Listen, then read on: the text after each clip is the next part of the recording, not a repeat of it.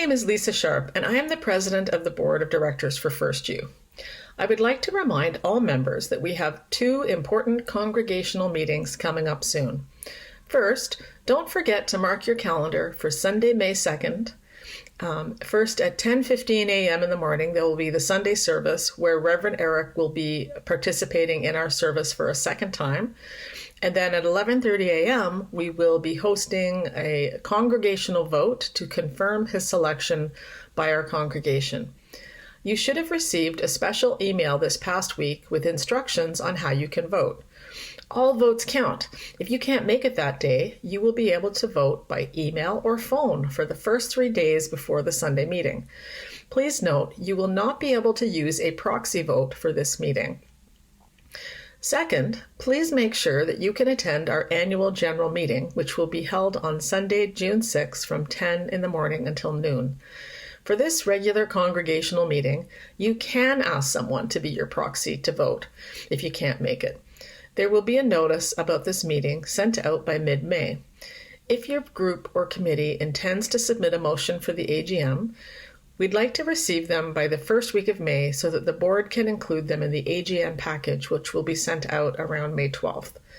Speaking of motions for the AGM, the Campus Planning Committee has submitted a comprehensive motion, which has been approved by the board, that focuses on several aspects of the future development of our campus. All of the materials for this motion should be on our website in the next few days, so you have plenty of time to review them. We hope that you will participate in our AGM and support this motion. Good morning, everyone. My name is Sharmila, and I am delighted to be your worship associate this morning. This is a special morning, as this is the first of 2 services we will experience during Candidating Week. I encourage you to look on our Facebook page, website, and weekly EUU emails for information about all the happenings in our congregation. I would like to highlight a few announcements. First, don't miss the Forest Medicine presentation by Dr. Diana Beresford-Kruger on Thursday, May the 6th at 7 p.m. Dr. Beresford-Kruger, botanist, medical biochemist, and prolific author, will explain the science and spirit of trees in a way we can all understand.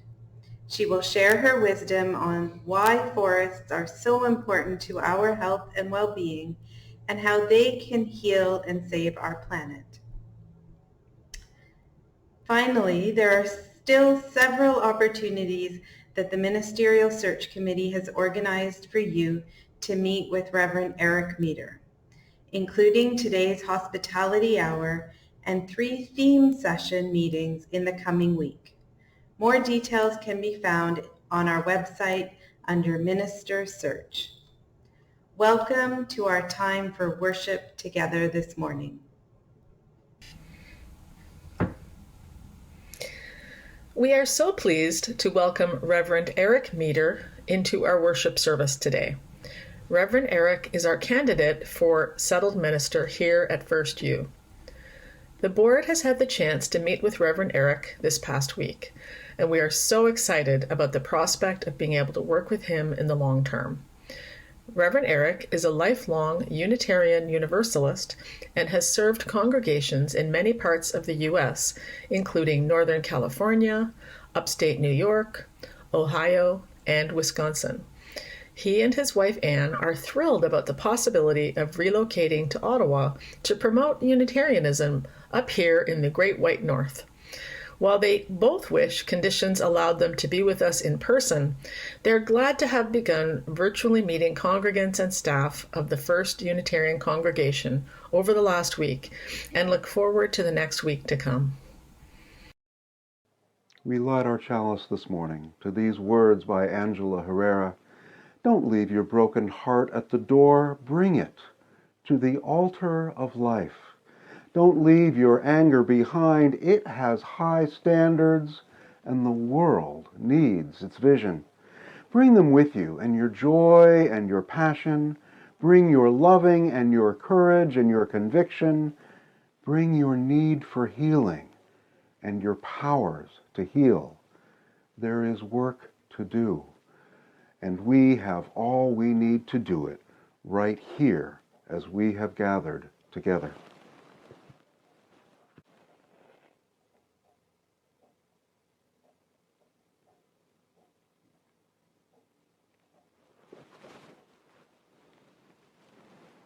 Our chalice is lit. Come, let us worship together, and let us sing now our chalice lighting song. Chalice, chalice, burning bright, help remind us with your light of how we'd like to live each day with love and truth helping lead the way.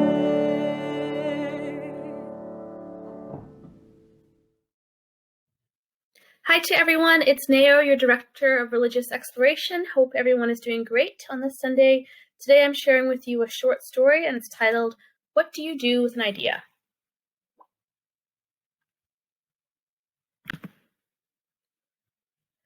One day I had an idea.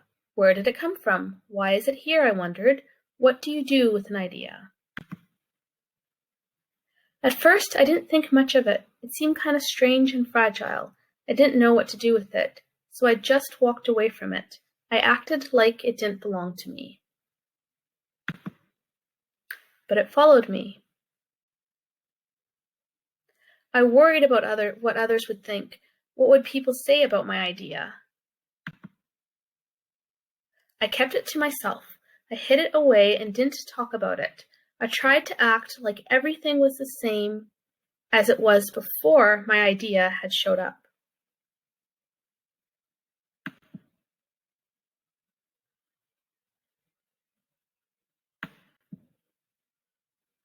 But there was something magical about my idea. I had to admit I felt better and happier when it was around. It wanted food. It wanted to play. Actually, it wanted a lot of attention. It grew bigger, and we became friends. I showed it to other people, even though I was afraid of what they would say. I was afraid that if people saw it, they would laugh at it. I was afraid they would think it was silly. And many of them did. They said it was no good. They said it was too weird. They said it was a waste of time and said that it would never become anything. And at first, I believed them. I actually thought about giving up on my idea. I almost listened to them. But then I realized, what do they really know? This is my idea, I thought. No one knows it like I do, and it's okay if it's different and weird and maybe a little crazy. I decided to protect it, to care for it. I fed it good food, I worked with it, I played with it, but most of all, I gave it my attention.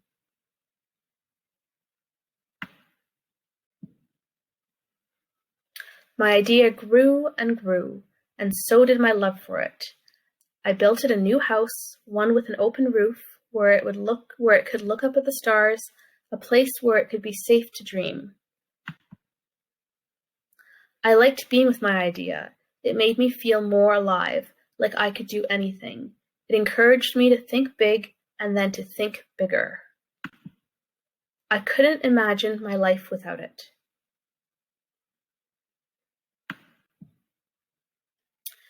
Then one day, something amazing happened.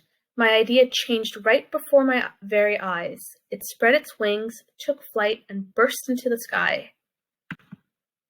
I don't know how to describe it, but it went from being here to being everywhere. It wasn't just a part of me anymore. It was now a part of everything.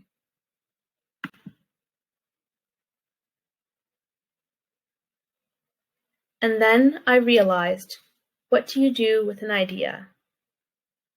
You change the world. I hope you all enjoyed that story, and I'm wishing everybody a really wonderful Sunday.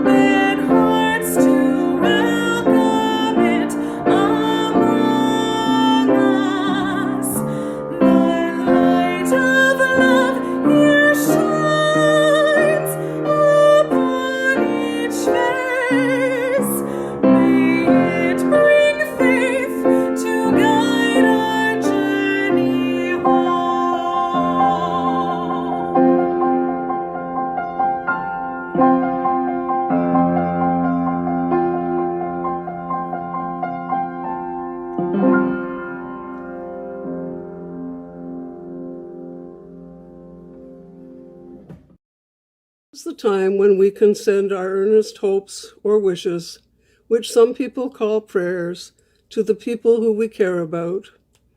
I invite you to think about your relationship with this community and how it can support you in the good times and the not so good. Think about your hopes and your hurts and how sharing them with like-minded people can make you feel. In this COVID time, and especially in this extra lockdown period, it can be more difficult to connect with people, but I urge you to try to keep in touch with your family and friends by phone, by Zoom, or in person if you can do so safely. Uplifted by Jean N. Olson. I tried so hard to bring him up to my level. I spoke eloquent words of encouragement as he struggled but could not rise. I pulled with one hand and then two. I tried to lift him, to pick him up and carry him, all to no avail. Hot and exhausted, I finally sat down next to him, and he gave me some cool water to drink. Suddenly, we were both there. This is the time in the service when we can share our personal joys and sorrows. We do this by placing stones in water and allowing the ripples to spread forth the messages to the universe, where people can either commiserate or congratulate.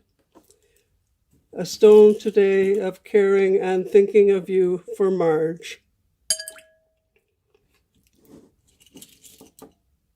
A stone of joy for the successful verdict in the George Floyd trial.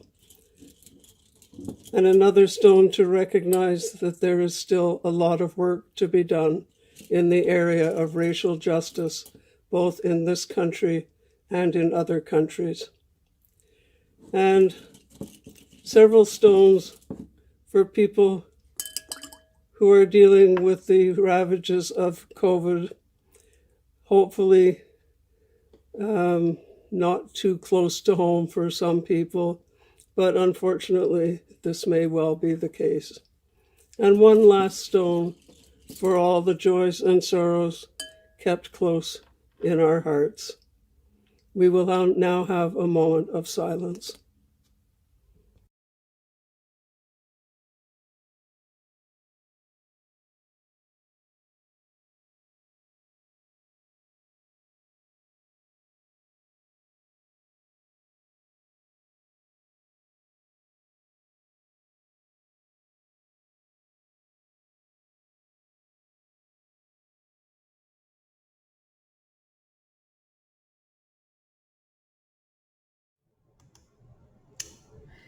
This morning's reading is by Kathleen McTigg, Bathing in Starlight. It was the end of a hectic day and the start of a kind of evening familiar to anyone who's juggling work and young children. Time is the enemy, relentlessly streaming past, leaving in its wake an endless clutter of unfinished tasks.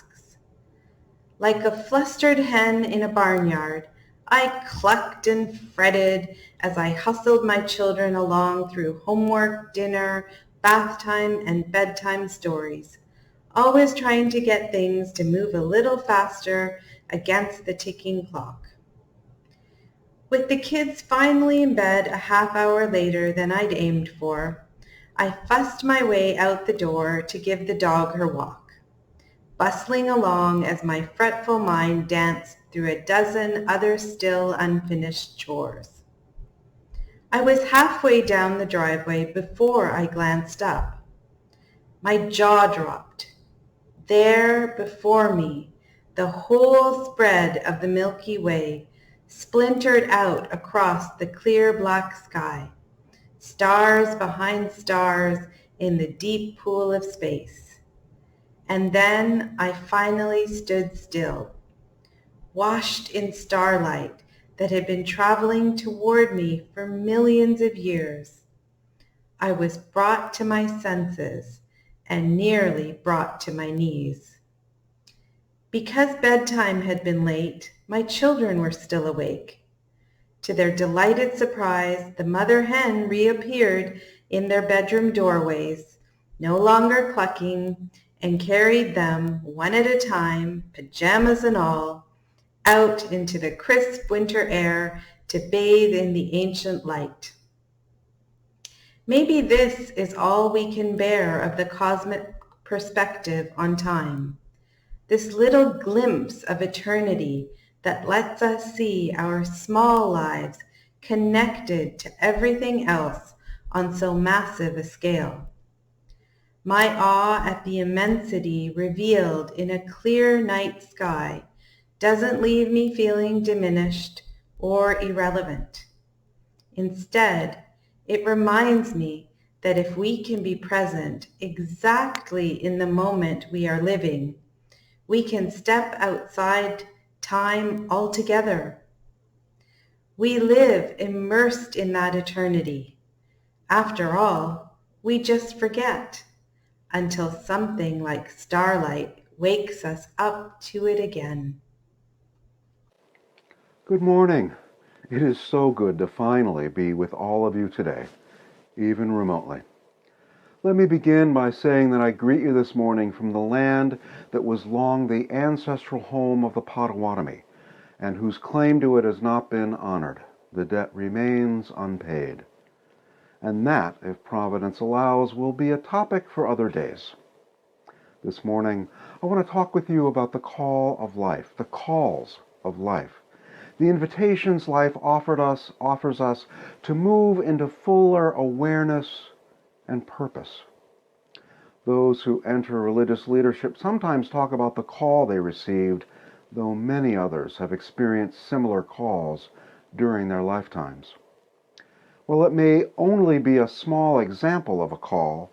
In the reading Sharmila shared with us earlier, Kathleen Mateague takes in the beauty of the night sky above and responds by waking her children to share it with them. This morning I'll talk some about my own sense of call, hoping that doing so will help introduce you to who I am as a person and what I aspire to as a religious leader. The first call I want to highlight this morning comes from the Hebrew Scriptures, Deuteronomy 30:19, which sums up God's covenant with the people. I have set before you life and death, blessings and curses. Choose life, so that you and your descendants may live.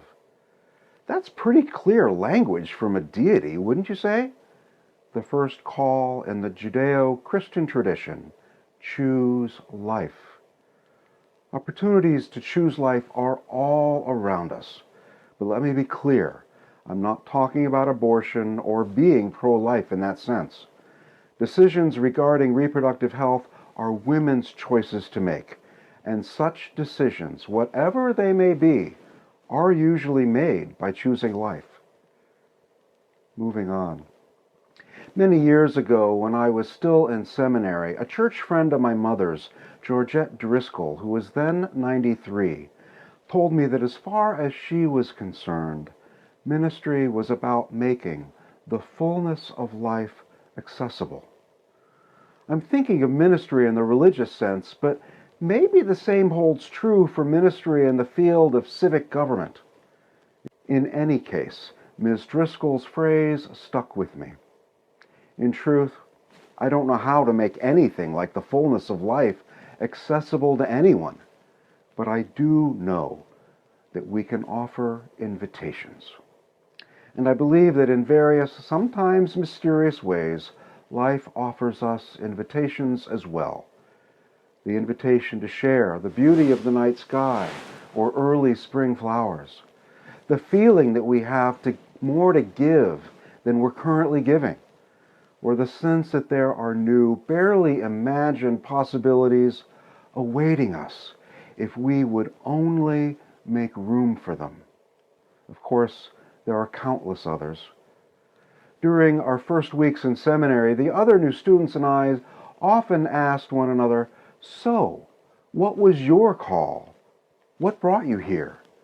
Some had rather grandiose responses, others more everyday.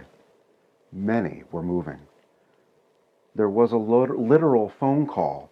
A year earlier, one of us received a call from an old friend. "I need you. Come, please. My fiancée is dead.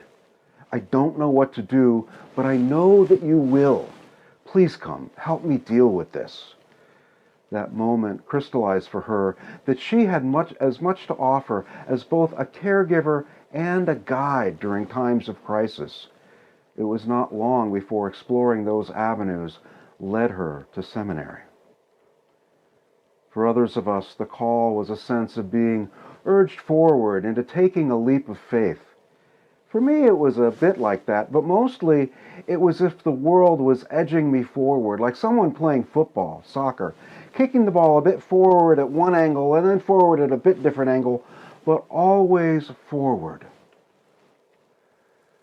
And when I say kick, I mean kick. I was not the most intuitive soul back then, and some of these nudges were anything but gentle. For several years in the late 80s, I worked as a program manager at a small Cambodian immigrant and refugee mutual assistance agency. Those few years provided a better education than sitting in any college classroom. What I learned is how complex cultures really are, and how challenging and difficult a thing it is to enter and live lives within a culture from the other side of the world. And every time I thought I had some facet of Cambodian culture figured out, I'd find myself in the middle of another mess, if not exactly of my own making, a mess that certainly harbored my fingerprints. One of the programs I helped create and then manage provided a bridge from one particular elementary school in St. Paul, Minnesota, to the parents, usually more accurately, the guardian grandparents of the school's Cambodian children. At that time, 1 out of every 4 of the children in the city's early grades were from Southeast Asia. And while the percentage of those children who were Cambodian was relatively small, it was significant enough for the program to be set up as a potential model for other communities down the line, to help support their families, to help their children succeed in school. Before classes began, our program lead, Chanta, and I spoke to the school's teachers as they prepared for the year ahead. After our presentation, one of the teachers approached me. "You can't know how happy I am that you're doing this, that we're doing this," he said. And then he explained, "I was a soldier in Vietnam. It was awful. I'm so glad that now we can begin healing some of the damage I caused back then." What do you say in response to something like that? But I got it. This was worthy work, and I couldn't have been prouder to be starting it. I told Chanta all of this and went on then to other work responsibilities that day. Then, several days later, on the first day of classes, no Cambodian children showed up. What was going on? Apparently, Chanta had relayed what I told him about the teacher, the Vietnam vet, and the family elders remembered something that was very much alive in their memories, but had dropped years ago from my radar screen. What they remembered was the day a troubled U.S. Army Vietnam vet shot into a school playground in Long Beach, California, murdering several young Cambodian children. They were afraid the teacher who spoke to me might do the same. Oh no. As soon as we could, we scheduled a time for the family elders to meet with the school leaders and the teacher himself. During the conversation with the families, we reassured them their children would be safe. They heard that from the teacher himself. The next day, all of the Cambodian children were in their classes. Thankfully, the rest of the year went much more smoothly, with one not so little twist. You see, the funder of our program had some political connections and aspirations. That winter, when the Cambodian National Dance Company made its first tour of the States, their first performance was in St. Paul. The foundation provided tickets to our Cambodian families and teachers. The performance was magical. The way the dancers move, planting their feet and then springing into motion. I wasn't the only one moved to elation by the spell they cast. Then, after that first performance of the tour, several dancers defected. As you can imagine, the foundation staff, our funders, were less than happy. I had never been more relieved to have been kept out of the loop. In time, things cooled down, and we asked one of the dancers who had defected if she would teach Cambodian dance at our program's school. She agreed. That spring at the school's talent show, watching children from Cambodia, Vietnam, and Laos, as well as white, Latina, and black kids from the States, dance in the Cambodian style was one of the lasting highlights of my life. And still, the message I took from my time working with the Cambodian refugees and immigrants was clear. I would always be an outsider among them. Maybe, just maybe, I should think about serving a community closer to my own. I had first thought of ministry at the ripe old age of 16, and knew during college that I wasn't mature enough to pursue it directly after graduation.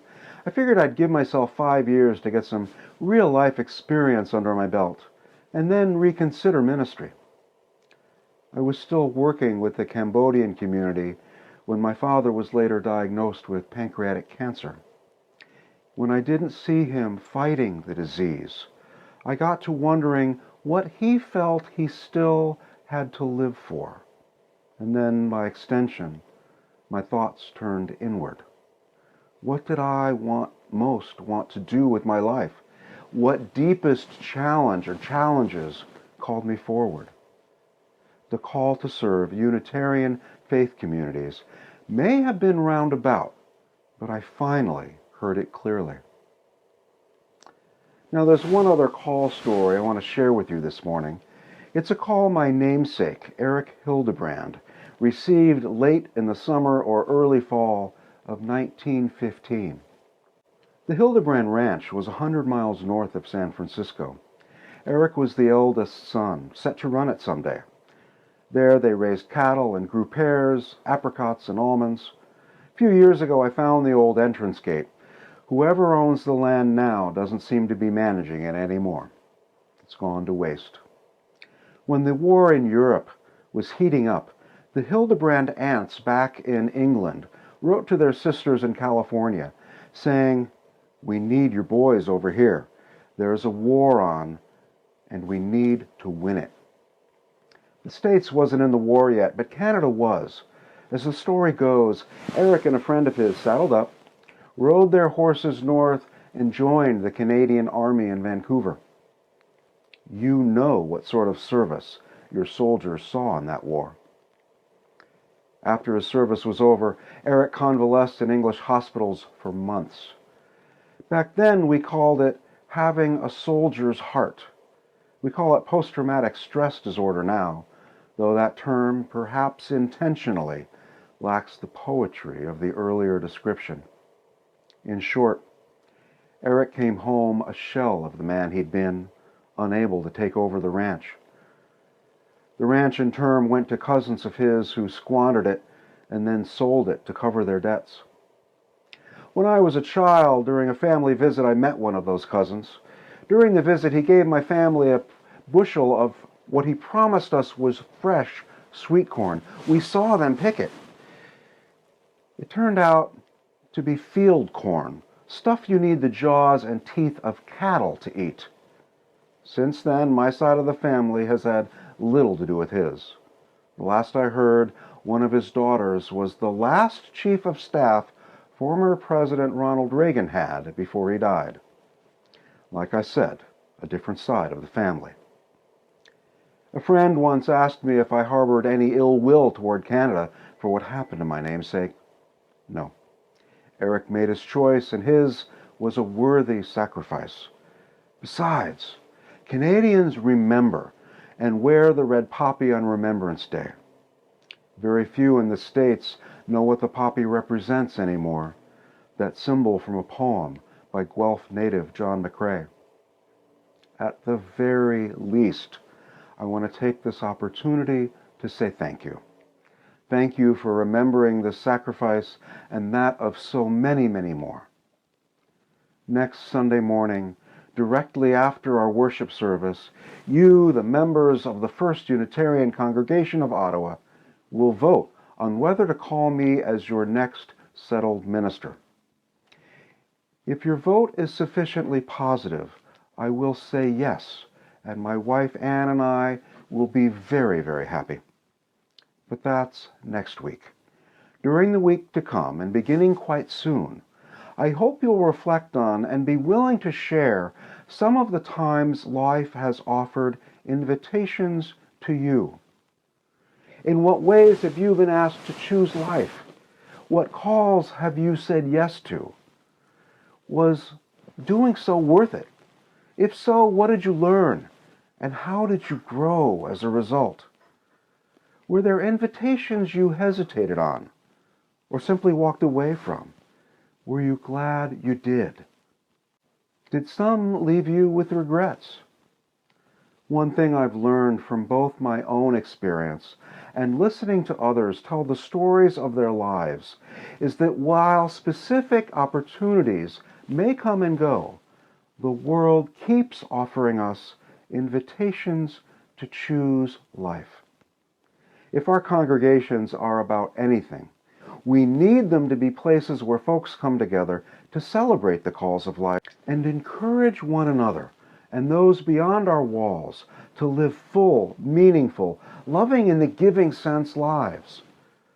This morning, I've named some of the calls that have come my way.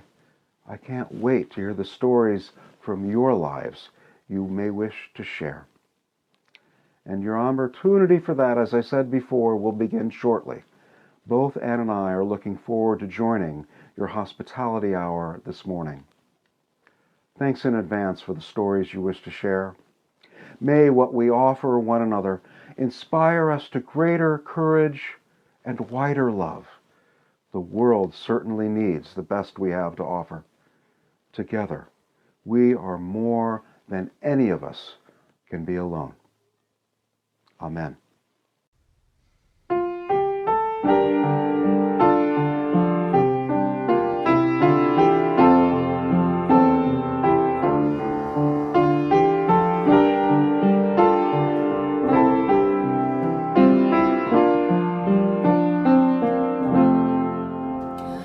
We laugh, we cry, we live, we die, we dance, we sing our song. We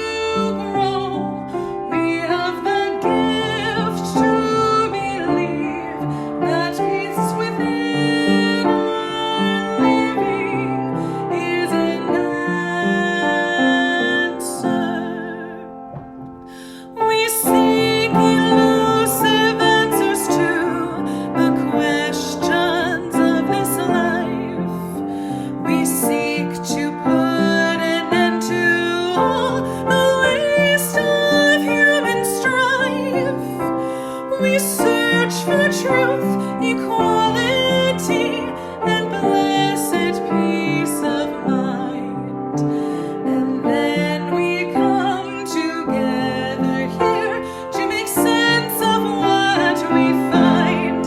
And we believe in life and in the strength of love. And we have found a joy being together. And in our search for peace, maybe we'll finally see, even to question truly is an answer.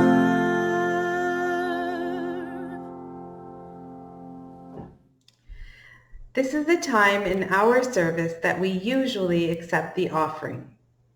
You may go to our website or contact our finance manager to find out how you might keep up with your pledge or make a donation during these COVID times.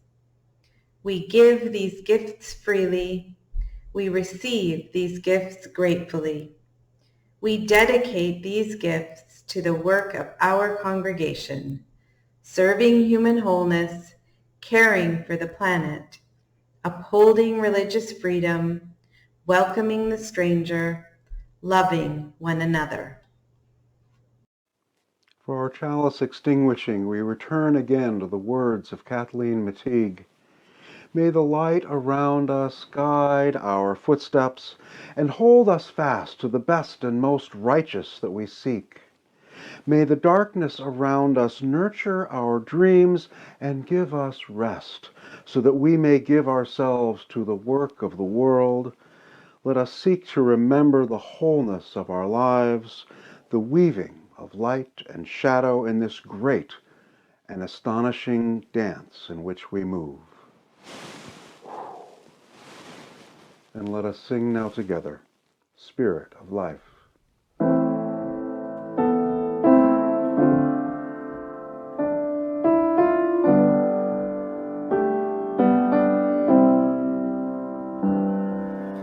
Spirit of life, come unto me. Sing in my heart all the stirrings of compassion. Blow in the wind, rise in the sea. Quod vidas mori de justitia, tenurimur cielum potuum, source de vie, vievere